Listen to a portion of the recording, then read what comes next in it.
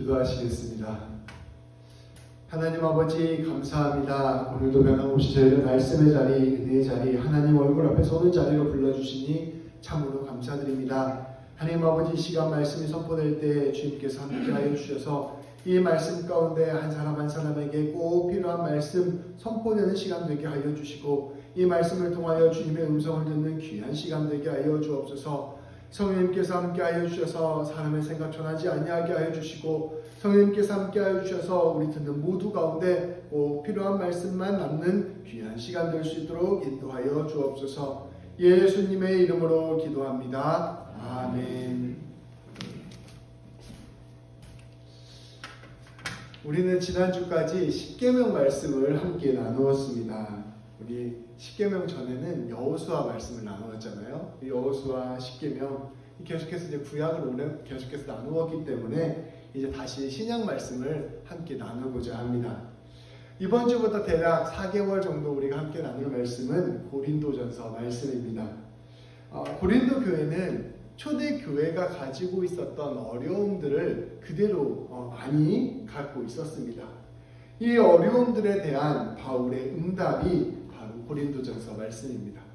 그런데 이 고린도 교회가 가지고 있었던 어려움들이 오늘날 우리가 가지고 있는 이 현대 사회의 교회들이 갖고 있는 어려움들과 참 비슷한 것이 많습니다. 그래서 고린도전서 말씀을 보면 우리가 어떻게 신앙생활을 해야 되는지, 또 우리 교회가 어떻게 나아가야 하는지, 또 궁극적으로는 우리 한 사람 한 사람이 그리스도인으로서 어떻게 살아야 하는지를 깨닫게 됩니다.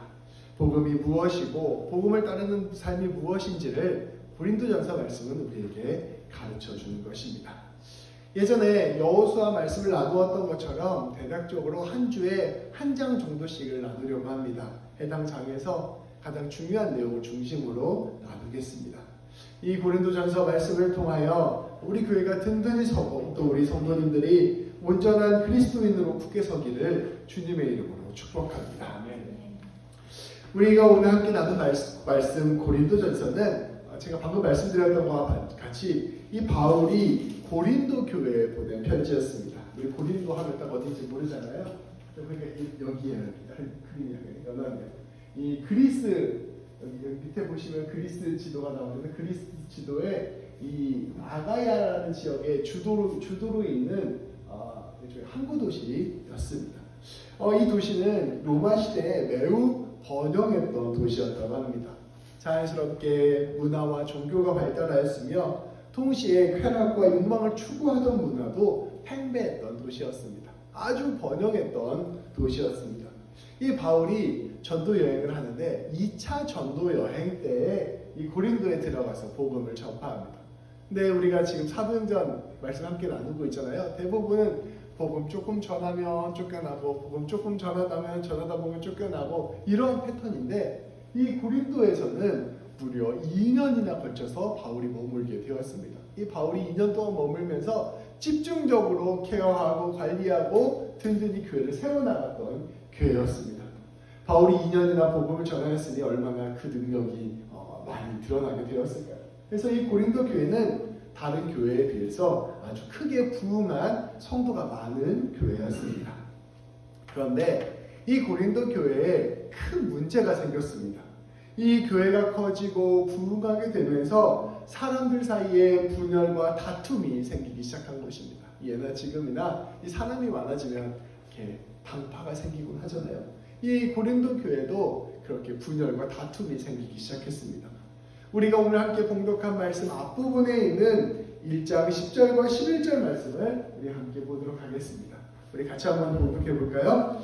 형제들아, 내가 우리 주 예수 그리스도의 이름으로 너희를 권하노니 모두가 같은 말을 하고 너희 가운데 분쟁이 없이 같은 마음과 같은 뜻으로 온전히 합하라.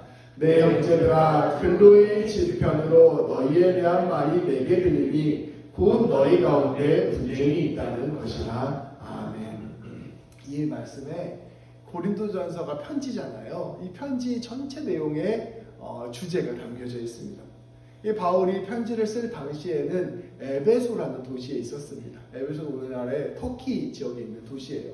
이 에베소라는 도시에 있는데 이곳에 소식이 들려온 것입니다. 이 글로에라는 사람, 집안 사람들이 소식을 전해 줬는데 고린도 교회에 관한 소식을 듣게 된 것입니다. 이 바울이 2년 동안이나 사역했던 그 고린도 교회가 지금 서로 갈라져 갖고 싸우고 난리가 아닙니다 라는 소식을 듣게 된 거예요. 이 고린도전서 고린도 교회 사람들이 어이없게도 여러 가지 당파로 나눠져 있습니다. 나는 바울파다, 나는 아볼로파다, 나는 베드로파다, 나는 그리스도파다 이러면서 서로 다투고 있었던 것이죠. 그 이야기를 들은 바울이 너무나 마음이 속이 상해서 이 고린도 교회 성도들에게 좀 싸우지 말라라는 편지를 쓴 것이 바로 고린도전서 말씀입니다. 이 사람들이 내가 더 훌륭하고 내가 더 높다라고 생각하면서 서로 다투고 있을 때 이들 가운데 진짜 예수님 믿는 것이 무엇인지를 설명하는 말씀이 고린도전서 말씀인 것입니다. 사람이 분열과 다툼을 하는 데에는 사실 많은 이유가 있습니다. 그런데 그러한 이유 중에서 가장 큰 이유 중에 하나가 되는 것이 바로 교만 때문입니다. 내 생각이 틀리지 않다는 생각, 내가 다른 사람보다 더 훌륭하다는 생각, 다른 사람을 깔보고 무시하는 생각이 마음속에 들어서기 시작하면 그때 큰 갈등들이 생기기 시작하는 것입니다. 이 고린도 교회 성도들도 이와 같은 교만이 있었습니다. 바울이 말씀을 오늘 고린도전서 말씀을 시작할 때 이와 같이 고린도 교회 성도들을 칭찬하였습니다. 고린도전서 1장 5절 말씀입니다. 제가 봉독할게요. 이는 너희가 그 안에서 모든 일 곧 모든 언변과 모든 지식에 풍족함으로.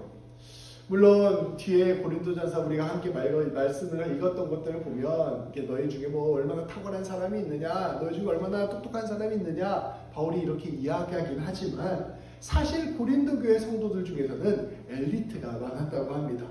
철학과 지식이 뛰어나고 학벌이 좋은 사람들이 많았던 것입니다. 그리고 이것뿐 아니라 영적인 능력이 출중한 사람들도 많았습니다. 다양한 은사들을 경험하고 여러 가지 영적인 능력들을 보여주는 사람이 많았습니다. 우리 속된 표현으로 영빨 좋다 이런 표현들이 있는데요. 그런 사람들이 많았다는 거예요. 방언도 하고 예언도 하고 사람도 치유하고 이런 능력들이 있는 사람들이 많았던 것입니다. 특별히 고린도 지역은 부유한 지역이었기 때문에 아마 성도들 중에 부자들도 많았을 것입니다. 사회적으로 높은 위치에 있는 사람들도 많았을 것입니다. 바울들은 이것들을 생각하면서 너희가 그리스도 안에서 모든 언변과 지식이 풍족하다라고 칭찬하기까지 한 것입니다. 그런데 이렇게 잘난 것, 이렇게 탁월한 것이 그만 독이 되고 말았습니다. 내가 이렇게 지혜롭고 똑똑한데 저들은 그렇지 못하는 것 같다. 내가 이렇게 영적인 은사도 많고 하나님의 능력도 많이 받았는데 저들의 영적 수준은 아직 낮은 것 같다. 내가 이렇게 교회 헌신도 많이 하고 수고도 많이 하는데 저 사람들을 보니 그냥 왔다 가는 것 같다. 이러한 마음이 교회 곳곳에 들어차게 되니 분열과 갈등이 가득 차게 된 것입니다.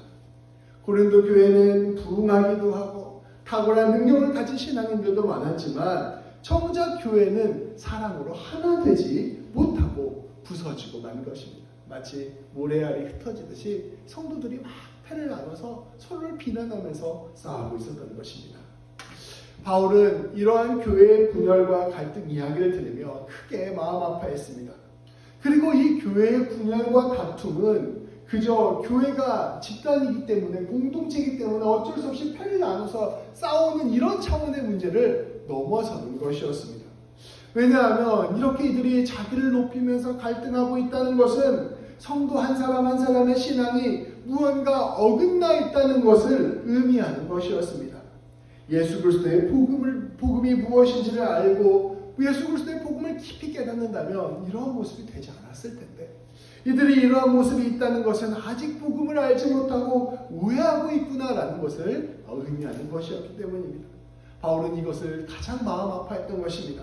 그리고 너희가 붙들어야 되는 복음이 무엇인지를 분명하게 전하고자 한 것입니다.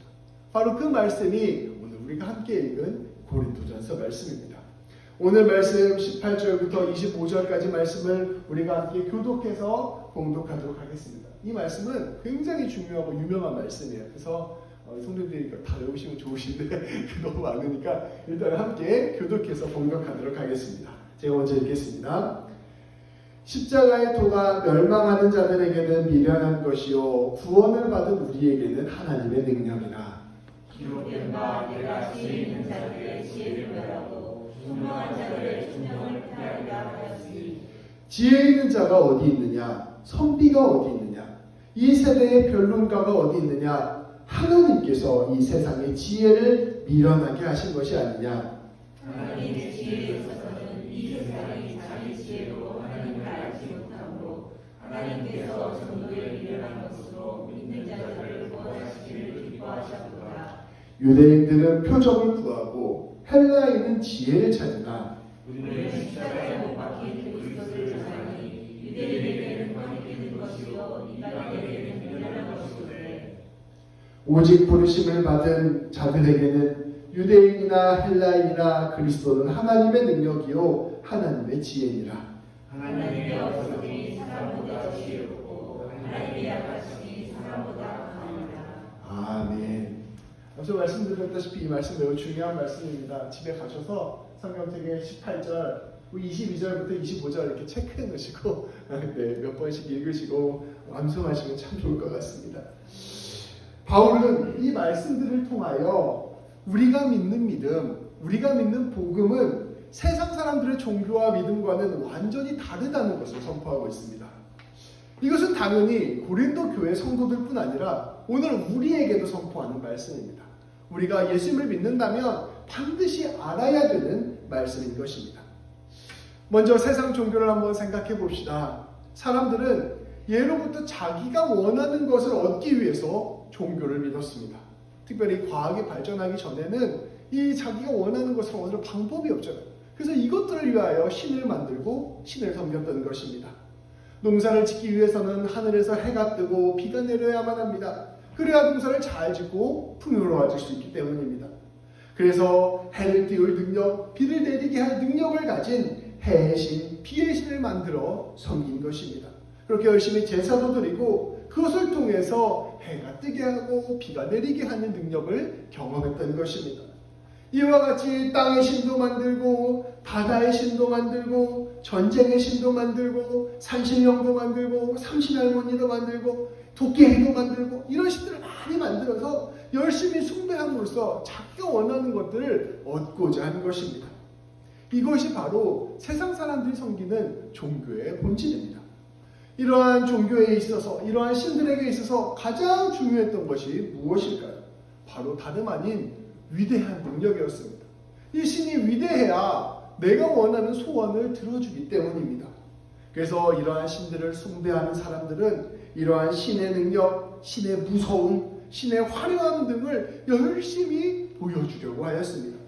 이러한 것들을 통해서 이 세상 사람들에게 이 신을 숭배해야 한다고 설득했던 것입니다.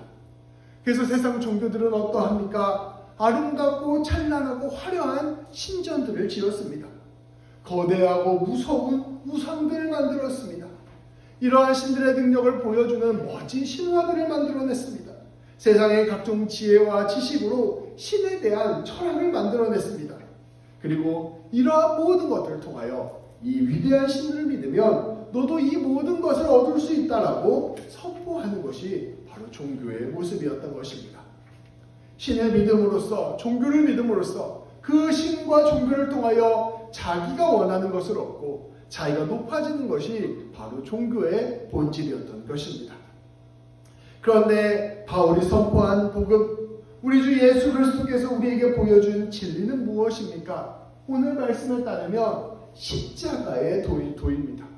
이 십자가의 도는 세상에서 사람들이 한 신을 드러내고 종교를 드러내는 것과는 정반대의 모습으로 하나님을 드러냅니다.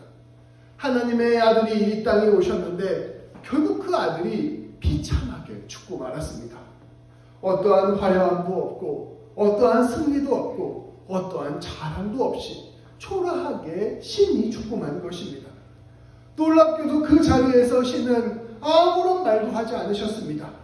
침묵과 절망의 자리, 수치와 부끄러움의 자리, 패배와 죽음의 자리를 믿는 것, 그것이 바로 십자가의 도를 믿는 것입니다.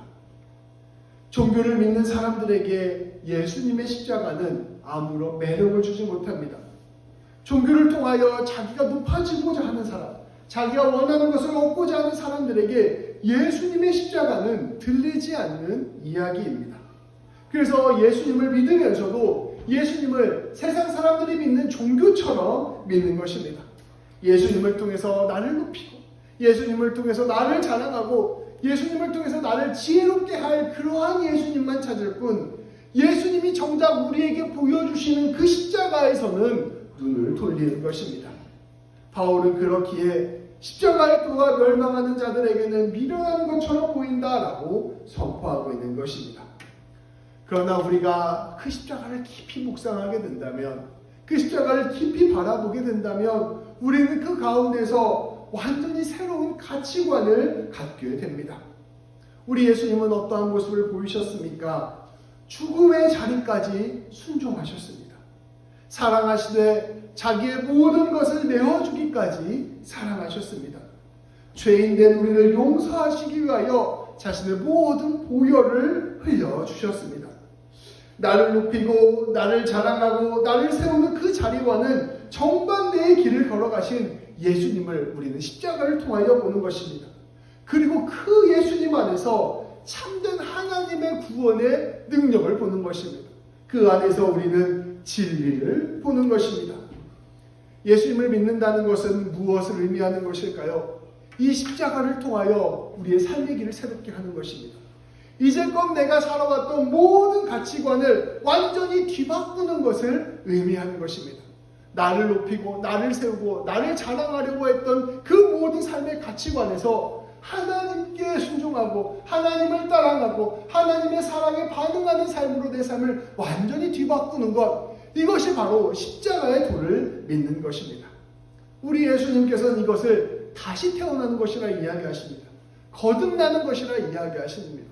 우리가 지금까지 살아왔던 삶의 가치관을 뒤집어내는 것, 이것이 바로 예수님 믿는다는 것의 의미입니다. 바울은 이야기합니다. 지혜로운 사람이 어디 있습니까? 학자들이 어디에 있습니까? 말 잘하는 사람들이 어디에 있습니까? 이것은 이러한 것입니다. 우리가 결국 우리 자신을 높이려고 하는 근본적인 바탕이 바뀌지 않는다면, 내가 나 중심적인 이 생각이 근본적으로 뒤집어지지 않는다면 우리의 모든 지혜와 지식으로는 결코 하나님을 알 수 없다는 것을 선포하는 것입니다. 그래서 하나님은 지혜로운 자들의 그 지혜가 다 쓸데없는 것이다. 총명한 자들의 그 총명이 다 쓸데없는 것이다. 그러한 방식으로는 너희가 종교를 만들어낼 수 있고 신을 만들어낼 수 있을 뿐 진짜 하나님은 결코 알 수 없다라고 이야기하고 있는 것입니다. 이 세상의 지혜로는 하나님을 알지 못합니다. 우리가 우리 중심으로 살아가는 한 우리는 결코 하나님을 알지 못합니다. 이것이 바로 하나님이 말씀하신 진리의 원리입니다. 하나님께서는 오히려 우리에게 어리석게 들리는 이 설교, 그 십자가의 도를 믿는 사람들의 선포를 통하여 우리를 구원하시고자 하십니다. 이 말씀이 우리에게 들려올 때, 십자가의 도가 우리에게 들려올 때 우리는 그 십자가의 도를 들으면서 이게 진리구나, 이게 참으로 좋은 말이구나 이렇게 반응하지 않습니다. 왜냐하면 우리는 다 자기 중심적인 사람이기 때문입니다. 십자가 도가 우리에게 들려올 때 우리는 이러한 느낌이 듭니다. 내가 이 길 따라가면 망할 것 같다. 이 길 따라가면 내가 무너질 것 같다. 이 길 따라가면 내게 패배와 절망이 따라올 것 같다. 이 길을 따라가면 내가 수치와 모욕을 당할 것 같다. 이런 마음이 드는 것입니다. 십자가를 따르기로 결단할 때 우리는 이러한 두려움과 불안이 우리 마음 가운데 스며드는 것입니다. 그러나 우리가 그 모든 생각과 감정들을 내려놓고 하나님 신뢰하고 예수 그리스도 신뢰하면서 십자가를 믿음으로 따르기로 한다면 그 길 가운데서 우리는 구원을 얻게 된다 말씀을 전하고 있는 것이죠. 예수님은 그래서 이렇게 이야기합니다. 좁은 길로 가면 넓은 길이 나올 것이요, 넓은 길로 가면 좁은 길을 맞이할 것입니다. 맞이할 것이다. 바울은 계속해서 이렇게 선포하고 있습니다. 유대인들은 표적을 구합니다. 그리스 사람들은 지혜를 구합니다. 이 두 가지는 22절에서 말하는 이 표적과 지혜는 다른 것 같지만 사실은 똑같은 것입니다. 신의 능력을 구하는 것이고 신의 지혜를 구하는 것이고 신의 아름다움과 화려함을 구하는 것입니다. 오늘날 신기가 있는 무당을 찾아가는 것, 잘 맞추는 무당을 찾아가는 것, 화려하고 멋진 종교 건물을 가진 종교를 찾아가는 것, 내 삶에 유익이 되고 도움이 되는 공동체를 찾아가는 것과 다르지 않습니다. 그러나 바울은 선포하고 있습니다. 우리는 십자가에 못 박힌 그리스도를 전합니다. 끝까지 순종하여 비참하게 죽은 예수 그리스도를 전합니다. 끝까지 사랑하여 완벽하게 배신당한 예수 그리스도를 전합니다. 하나님의 뜻에 따라 용서하기 위하여 기꺼이 하나님의 저주를 감내받은 그 예수 그리스도를 전합니다. 이것이 유대인들에게는 비위가 거슬리는 일이 될 것입니다. 이방인들에게는 어리석어 보이는 것이 될 것입니다. 종교를 믿는 사람에게는 아무짝에도 쓸모없는 신처럼 보일 것입니다. 그러나 그 예수님이 바로 우리의 구세주가 되어주십니다. 우리가 보이는 그 어리석어 보이는 그 하나님의 어리석음이 사실은 사람보다 지혜롭고, 우리가 하나님이 보여주는 그 약하심이 사실 사람들보다 강하다는 것을 여러분들은 기억해야 합니다 라고 선포하고 있는 것이죠. 우리가 믿는 신앙이 무엇일까요? 우리는 도대체 왜 예수님을 믿는 것일까요? 이렇게 과학이 발달하고 경제가 발전된 시대에 왜 예수님을 따르겠다고 고백하는 것일까요? 우리의 신앙이 그저 표적을 구하는 것이요, 그저 지혜를 구하는 것이라면 저는 예수님을 믿는 것만큼 어리석은 일이 없다고 생각합니다. 시험을 잘 보기 위해서는 공부를 해야 됩니다. 돈을 잘 벌기 위해서는 돈 벌기만 하면 되는 것입니다. 마음의 위안을 받고자 하면 상담사를 찾아가서 만나면 되는 것이고, 세상의 지혜를 얻고자 하면 수많은 책들과 선생님들을 만나면 되는 것입니다. 물론 교회에서도 목회자들을 통하여, 함께하는 성도를 통하여 정보를 받고 위로를 받고 도움을 얻을 수도 있습니다. 물론 우리 하나님께서 우리의 인생 가운데 도와주셔서 이러한 것들을 우리에게 선물로 주실 수도 있습니다. 그러나 이러한 것들이 우리가 신앙생활을 하는 근본적인 이유는 되지 않는다는 것입니다. 우리가 예수님을 믿는다는 것은 바로 십자가의 도를 믿는 것입니다. 모든 세상 사람들이 돈과 권력과 인기와 명예를 추구하고 오늘 하루 행복한 삶과 안락한 삶을 추구하며 살아갑니다. 그런데 그렇게 살아가는 것이 근본적으로 내 삶의 의미가 되는가? 정말 그렇게 살다가 죽으면 되는 것인가?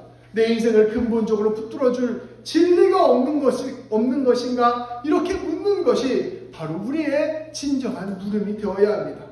그리고 그 물음에 우리 예수님께서 십자가로 응답하시는 것입니다. 세상을 근본적으로 변화시킨 사랑이 있다. 너를 사랑하되 죽기까지 끝까지 사랑한 그 사랑이 있다. 너의 형편과 너의 조건과 네가 가진 그 모습과 상관없이 너를 전 존재를 다하여 사랑한 그 사랑이 있다. 너의 모든 죄를 용서하고 너를 온전히 새롭게 하는 그 사랑이 있다 선포하는 것입니다. 그리고 그 사랑으로 네 삶의 방향을 완전히 바꾸어라 말씀하시는 것입니다. 이제껏 나 자신을 향한 그 삶에서부터 하나님을 향한 삶, 내 가족과 이웃을 향한 삶, 이 세상을 향한 삶으로 바꾸는 자리에 우리를 초대하시는 것입니다. 높아지는 자리에서 낮아지는 자리로 초대하시는 것입니다. 그 자리에서 하나님을 만나기를 소망하며 하나님을 만나는 자리로 우리를 초대하시는 것이요, 참된 기쁨과 평강과 정의가 있는 자리로 우리를 초대하시는 것입니다. 하나님의 나라로 우리를 초대하고 계시는 것입니다. 우리는 이처럼 새로운 삶으로 초대받은 사람들입니다. 완전히 새로운 존재가 되어 이 세상 가운데 하나님을 드러내는 사람으로 우리가 초대받는 것입니다. 거룩한 우리 성도의 자리로 초대받게 된 것입니다. 이것을 우리 주님은, 이 바울은 기억하라 우리에게 말씀하고 있는 것이죠. 바울은 이어지는 말씀을 통하여 우리에게 이렇게 선포합니다. 이것도 한 절씩 교독하도록 하겠습니다. 형제들아, 너희 부르심을 보라. 육체를 따라 지혜로운 자가 많지 아니하며 능한 자가 많지 아니하며 문벌 좋은 자가 많지 아니하도다.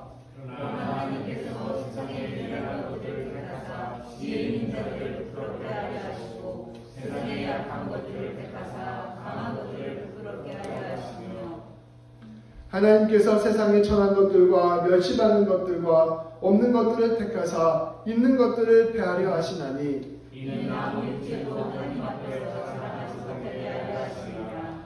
너희는 하나님으로부터 나서 그리스도 예수 안에 있고 예수는 하나님으로부터 나와서 우리에게 지혜와 의로움과 거룩함과 구원함이 되셨으니 기록된 바 자랑하는 자는 주 안에서 자랑하라 함과 같게 하려 함이라. 아멘. 바울은 선포합니다. 형제 여러분, 자매 여러분, 여러분 스스로를 한번 살펴보십시오. 세상의 기준으로 볼 때 여러분 중에 지혜로운 사람이 얼마나 있습니까? 능력 있는 사람이 얼마나 있습니까? 학벌이 좋은 사람이 얼마나 있습니까? 그런데 우리 하나님께서 일하시는 방식은 이러한 사람들을 통하여 일하신다는 것을 여러분들은 기억하셔야 합니다. 하나님께서는 세상에 미련한 사람을 선택하셔서 지혜로운 사람들을 부끄럽게 하십니다. 연약한 사람들을 선택하셔서 강한 사람들을 부끄럽게 하십니다. 세상의 기준으로 볼 때 천한 사람들, 멸시받는 사람들, 가난한 사람들을 선택하셔서 가진 자들, 있는 자들을 무력하게 하십니다. 하나님께서는 어떠한 사람도 하나님 앞에서 자기를 자랑하지 못하게 하십니다. 자기를 높이는 방식, 나 중심으로 살아가는 방식, 자기를 드러내는 방식, 자기를 뽐내는 방식으로는 그 누구도 하나님 앞에 설 수 없다는 사실을 선포한 것입니다. 또 그러한 사람은 결코 하나님을 드러내지 못합니다.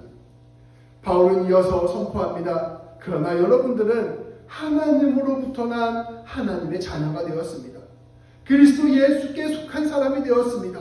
우리 예수님께서 우리에게 지혜가 되시고 의로움이 되시고 구원이 되셨습니다. 십자가 은혜가 우리를 감싸고 있는 것입니다.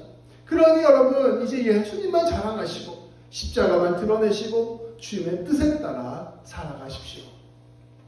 오늘 말씀은 앞서 말씀드린 바와 같이 갈등하고 분열하고 있었던 고린도 교회 성도들을 향한 바울의 편지였습니다.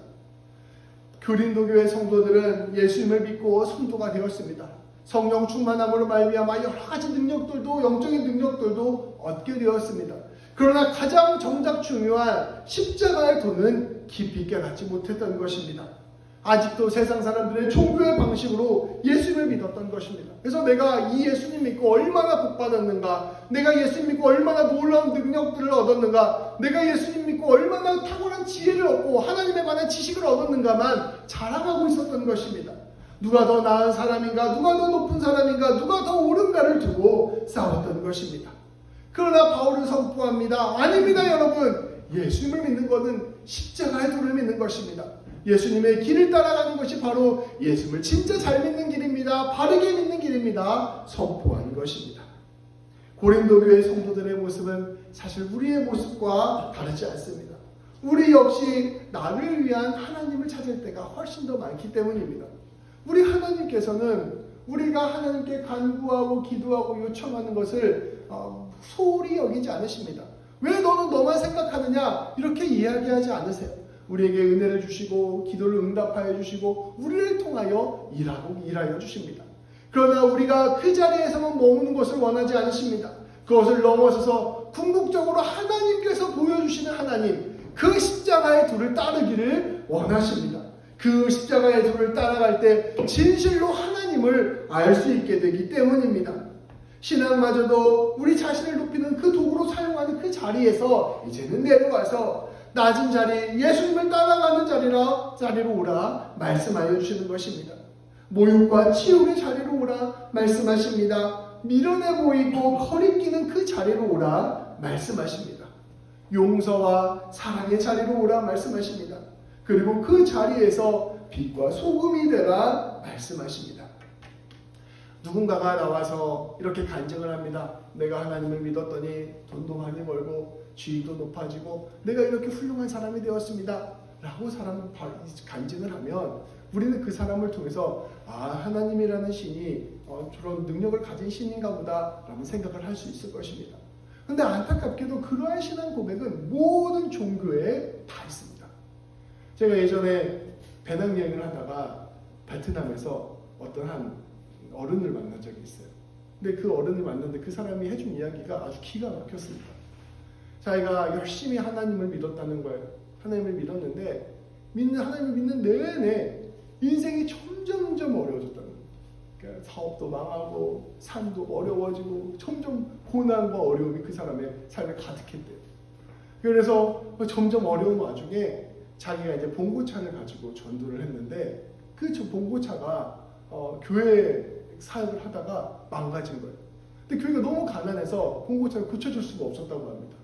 그래서 그 봉고차마저 일어서 완전 물fun이 돼서 망했다는 거예요. 이 사람이 산에 올라갔대요. 산에 올라가서 좀 마음을 위로하고 산에 올라갔는데 걸어가다가 그래서 땡 하는 소리가 들렸다는 거예요. 무슨 소리냐? 절에서 나는 소리였다고 합니다. 절에 가서 땡 소리를 듣더니 네, 여기가 내 마음의 고향이구나 하는 생각이 들었다고 해요. 그날로 종교를 바꿔버렸다고 합니다. 그런데 불교를 믿자마자 사업이 엄청 잘 됐다는 거예요. 엄청 부자가 되고 성공을 해서 지금 내가 50대인데 이렇게 일도 안 하고 놀러 다닌다고 이야기하고 있습니다. 그 사람 앞에서 아니 우리 예수님 믿으면 더 부자가 돼요 라고 말하는 게 무슨 의미가 있고 무슨 전도가 되겠습니까? 그런 일들은 다른 종교에도 숱하게 있는 일들입니다. 그러나 우리가 선포하는 십자가의 도는 세상 사람들의 가치관과 세상 사람들의 판단으로는 도저히 이해할 수 없는 일이에요. 예수를 믿고 따라서 하나님 진리를 믿고 따라서 더 십자가의 길로 가고 더 용서를 하고 더 낮아지고 더 비참한 길로 걸어가겠다고 선언하는 것, 그것은 진짜 하나님을 믿는 사람이 아니면 진짜 신을 경험한 사람이 아니면 감히 걸어갈 수 없는 길입니다. 우리 주님은 그 길로 우리를 초대하심으로 말미암아 하나님을 드러내시기로 하신 것입니다. 그 용서와 사랑을 보여줌으로 말미암아 그 놀라운 예수 그리스도 십자가의 도를 보여줌으로 말미암아 진짜 하나님을 이 세상 가운데 드러내시기로 하신 것입니다. 그것을 우리 주님은 빛과 소금이 되라라고 말씀하십니다. 우리 주님은 그것을 미랄이라고 이야기하십니다. 그것을 우리 주님은 복의 근원이 되라라고 말씀하십니다. 우리를 통하여 하나님을 이 땅 가운데 드러내라라고 말씀하시는 것입니다. 하나님께서는 이 놀라운 일을 위하여 태초로부터 우리를 선택하셨습니다. 안타깝게도 우리 성도님들 한 분 한 분을 엄청난 부자가 되고 엄청난 성공을 시켜서 여러분을 그러한 방식으로 하나님을 드러내는 일로 여러분을 선택하신 게 아닙니다. 여러분들에게 십자가의 은혜를 깨닫게 하고 십자가의 도를 드러내게 함으로 말미암아 이 세상 가운데 하나님을 드러내는 방식을 드러내고자 하나님은 여러분들을 선택하신 것입니다. 그것이 바로 하나님께서 우리에게 말씀하시는 하나님의 지혜요, 하나님의 의로움이요, 하나님의 거룩함이요, 하나님의 구원인 것입니다. 이 놀라운 하나님의 사람이 되었다는 것이 얼마나 영광스러운 일인지, 얼마나 은혜로운 일인지를 진실로 깨닫는 우리 모든 성도님들 되시기를 소망합니다. 그러한 사람은 고난이 닥쳐와도 두려워하지 않습니다. 환난이 닥쳐와도 두려워하지 않습니다. 어떠한 상황에서도 낙심하지 않습니다. 그 가운데서 하나님께서 일하시고 계시고 그 가운데서 나를 통하여 하나님이 드러나심을 믿고 있기 때문입니다. 이 놀라운 주님의 부르심에 응답하여 놀라운 주님의 보물과 같은 존재들이 되시기를, 참으로 귀한 성도님들의 삶이 되시기를 주님의 이름으로 축복합니다. 우리 성도님들이 그런 사람을 만나면 이렇게 이야기하죠. 나는 예수님 믿었는데 사실 잘된 것도 없고 사실 뭔가 성공한 것도 없고 사실 그 모습 그대로입니다. 그런데 내 마음 안에는 그 무엇도 빼앗을 수 없는 기쁨과 평강이 있습니다. 내 안에는 하나님이 나와 함께 하신다는 놀라운 영광의 고백이 있습니다. 이렇게 고백함으로 단순히 돈 잘 버는 것과는 차원이 다른 하나님을 드러내는 귀한 우리 성도님들 되시기를 주님의 이름으로 축복합니다. 기도하시겠습니다. 하나님 감사합니다. 우리 귀한 성도님들, 진실로 주님께서 불러주신 이 성도님들 하나님께서 굳게 붙들어 주옵소서. 무엇보다 성령님의 능력으로 말미암아 십자가의 도를 깊이 깨닫게 하여 주옵소서. 죽기까지 하나님을 사랑하고 하나님께 순종하고 하나님 따라 걸어간 그 삶을 통하여 보여주신 그 하나님의 영광을 우리가 진실로 믿음으로 받아들이는 자들 될 수 있도록 인도하여 주옵소서. 어떠한 상황과 형편에서든지 하나님께서 우리와 함께하고 계시고 어떠한 상황과 형편 가운데서든지 우리 주님이 나를 사랑하고 계시고 내 삶을 통하여 하나님이 드러나게 하신다는 그 놀라운 역사를 우리가 믿음으로 받아들이게 하여 주시고 담대하게 주님 붙들고 십자가 붙들고 나아가는 우리 귀한 성도님들 될 수 있도록 인도하여 주옵소서. 그리하여 귀한 우리 성도님들 하나님께서 뜻하신 그대로 삶의 자리 곳곳에서 예수 향기 드러내게 하여 주시고 주님의 복 흘러 넘치게 하여 주시고 주님의 영광을 드러내는 귀한 삶 살아가는 우리 모든 성도님들 될 수 있도록 인도하여 주옵소서. 예수님의 이름으로 기도합니다. 아멘.